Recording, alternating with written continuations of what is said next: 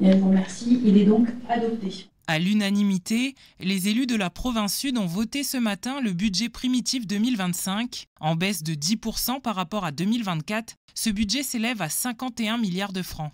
Particularité, il a été adopté en intégrant l'aide de l'État prévue initialement dans le projet de loi finances 2025, repoussé suite à la chute du gouvernement Barnier. J'ai fait le choix de garder cette inscription budgétaire, même si pour l'instant on en attend confirmation et vote au niveau national. C'est 10% de moins qu'on a inscrit aujourd'hui, ce serait 30% si on n'avait pas d'aide de l'État.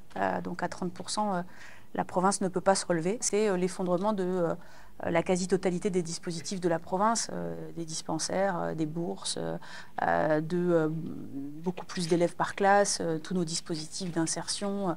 Donc on a fait un choix uni, solidaire de l'ensemble de l'Assemblée de province de maintenir tout ça.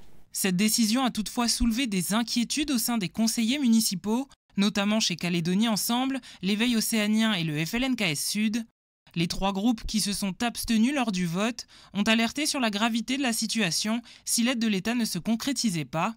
En ligne de mire, l'arrêt des aides sociales comme réponse à la chute de 30% des recettes fiscales à venir. Ce que nous essayons à chaque fois de répéter, de réitérer, c'est que il faut maintenir les droits fondamentaux, à savoir l'accès au logement, l'accès à l'emploi, l'accès à la santé.